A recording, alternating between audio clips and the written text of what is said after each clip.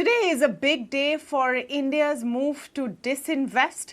The Maharaja Air India has formally been handed over to the Tata Group, and it has been a process that has stretched actually over decades. It gained traction over the last few years, definitely, and the entire deal came to a fruition after several tweaks to the original bid. Today, speaking to us on this momentous occasion is one of the key architects of this disinvestment program, Tuhin Kanta Pandey, the DPUMP secretary. Mr. Pandey, thank you so much for speaking to us here at the ET Now network.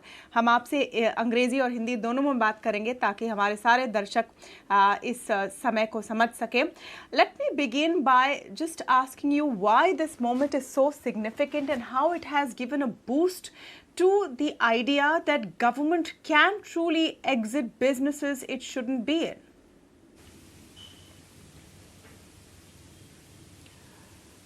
Actually, Air India is a very important organization, and not only the fact that it is simply an organization working in an industry, but the industry is extremely important. It's a network industry. It has connection with diaspora, Indian diaspora around the globe, and it has got soft aspects which stretch from to different continents. So growth of this organization was extremely key, not only from the point of view of its employees, but also from the Indian people at large, Indian diaspora, the other stakeholders, suppliers, as well as the other industries which are dependent on that. So its growth has been an extremely important factor in government deciding that in the private hands, it will be able to achieve what it is intended to achieve.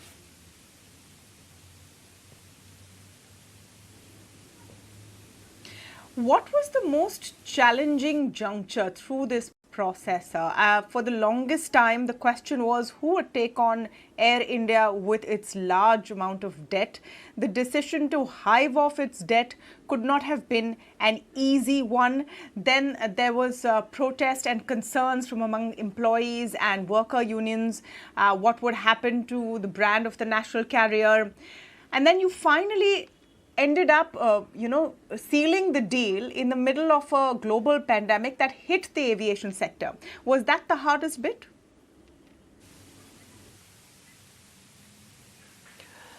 Well, I think if you really see, all these factors were really the challenges that this particular transaction was made of.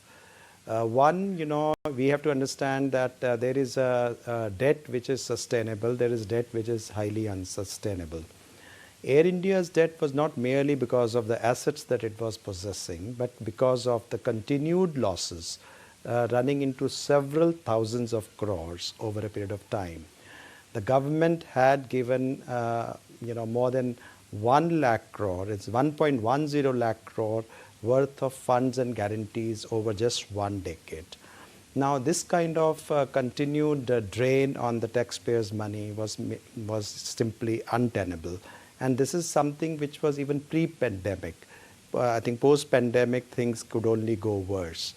So the question was that, we have an opportunity cost of money. If you are really trying to put money in COVID management, in health sector, in vaccination, massive vaccination program that's undergoing, the social sector that it needed, farmers, government has umpteen number of tasks to do. So it's just not tenable for the taxpayers' money to be put into continued losses of an organization. Now the question is that this itself was telling upon the health of the organization, where it was not able to maintain its services, and the morale was also going down. So excessive debt was inevitable that it had to be taken off, because debt was simply the debt which was taken off to fund the losses and not to actually build the assets. The second important issue, of course, challenges, as you rightly pointed out, is the COVID pandemic. Now, it only made matters worse, not better. But the Air India's performance, even during pre-COVID, was not something which we would have given confidence to the government that it would actually be doing, would be able to come out well out of the pandemic. So from the point of view of these challenges, the bid had to be structured in such a way that it could be worthwhile for anybody, any experienced person to come in and take over. Otherwise, we would not have. We did have no show in the first iteration. And in the second iteration, we had to work hard to know exactly how to structure the bid, in which case we have been able to successfully conclude the transaction today.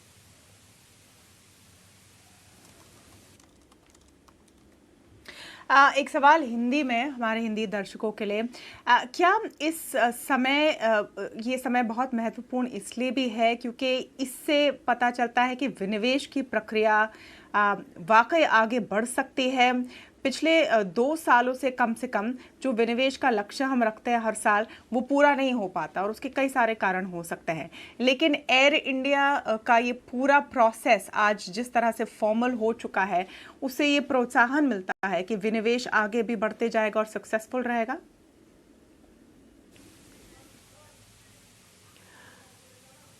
बिल्कुल, विनिवेश का actually जो मुख्य लक्ष्य, यदि हम कहें कि हम मात्र फिस्कल डेफिसिट को कम करने के लिए कर रहे हैं, यानी कि सरकार के रिसोर्सेज को रेस करने के लिए हैं, तो हमें विनिवेश के महत्वपूर्ण बिंदुओं पर विचार करना होगा।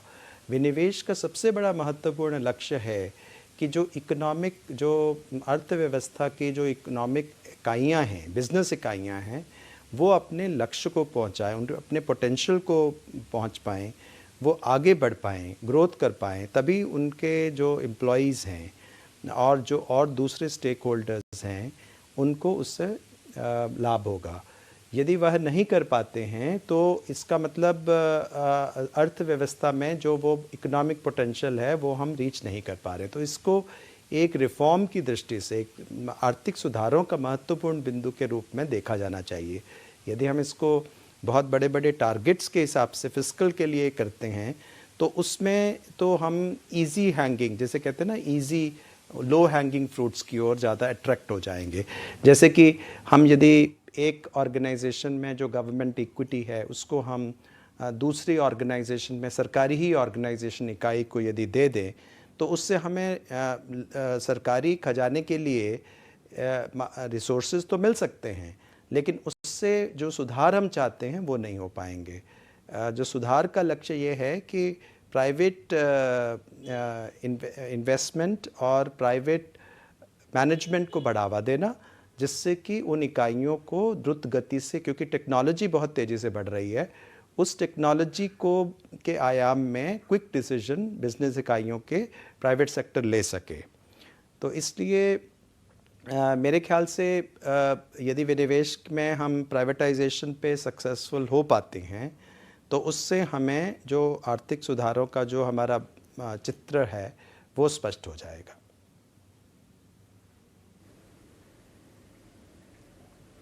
Let me come to the big what next question, sir. Since we have successfully completed the Air India process, all eyes now on the LIC. Of course, BPCL and SCI, etc., are also on the anvil. But let me just, get your focus in on LIC. What are the kind of timelines we're looking at? And is there a concern that the third wave of COVID-19 and the current sort of souring of the mood of global investment could delay that process? LIC IPO का जो process है वो पूरी तरह से समय पे हम चल रहा है और हमें आशा है कि हम मार्च में LIC IPO को कर पाएंगे।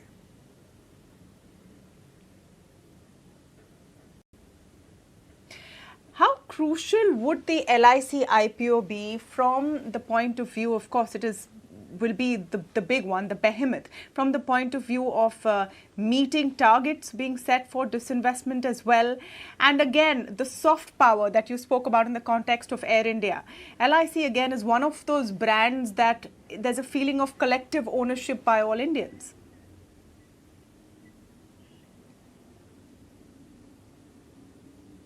आपने बिल्कुल ठीक कहा है।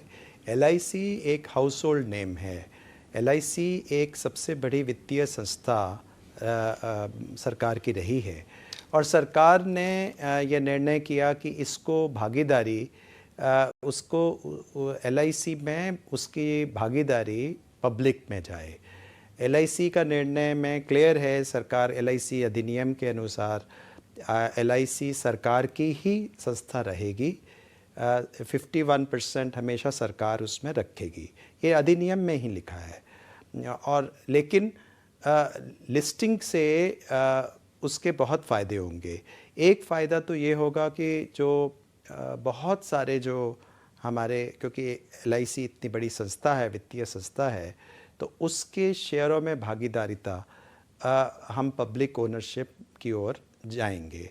तो बहुत लाखों करोड़ों की जो इन्वेस्टर्स हैं उनको मौका मिलेगा LIC को शेयर में करने के लिए। दूसरा, जो LIC के पॉलिसी होल्डर्स हैं उसके लिए भी इस अधिनियम के मैंने ये प्रावधान किया गया है कि उनको भी एक रिजर्वेशन, मतलब ये रिजर्वेशन की व्यवस्था भी है कि कुछ जो शेयर्स हैं पॉलिसी होल्डर्स के लिए भी रिजर्व किए गए हैं। तो पॉलिसी होल्डर्स जो कि एक बहुत महत्वपूर्ण भूमिका निभाते हैं LIC की ग्रोथ में, उसके वृद्धि में, वो भी एक उसके भागीदार बनेंगे, यानी कि उसके ओनर्स बन सकेंगे।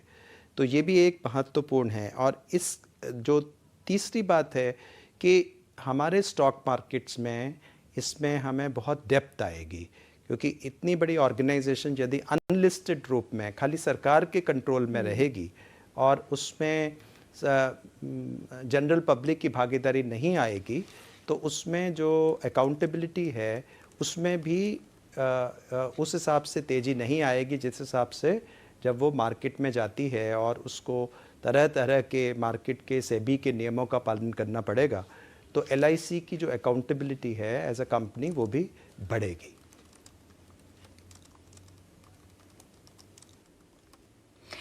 So may I please ask you a follow-up? And I know you're short on time, but please do allow this. You talked about reservation of sorts for LIC policy holders. Can you share any more details up to what percentage of shares on offer could be reserved for them? Would there be any guaranteed allocation, or would it be a share of the pie that they could also apply for and would be kept for them? If you could give us any more clarity on this.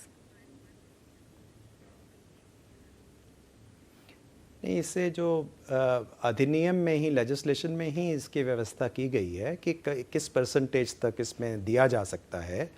और जहाँ तक कि allocation का वो होगा, वो bidding process से ही होगा।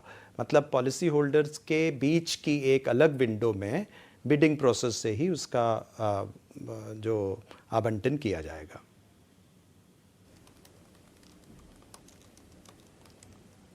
ओके, मन बहुत कर रहा है एक आखिरी सवाल पूछने का सर, इफ़ यू अलाउ। बस अगर आप BPCL का क्या है लेटेस्ट, उस पर आप अपडेट दे सके हमें।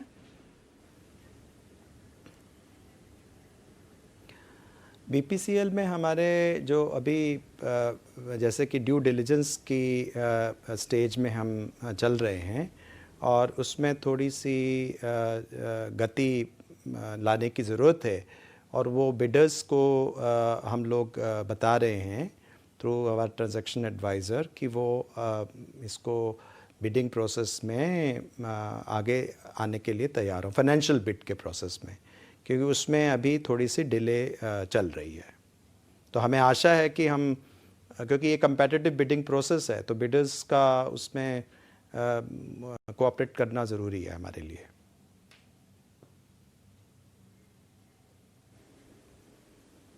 Absolutely. Thank you so much, Mr. Pandey, Tuhin Kanta Pandey, the DIPAM Secretary, speaking with us today on a very important day for the entire disinvestment process. Air India has formally been handed over. It's a homecoming of sorts, with it going back to the Tatas.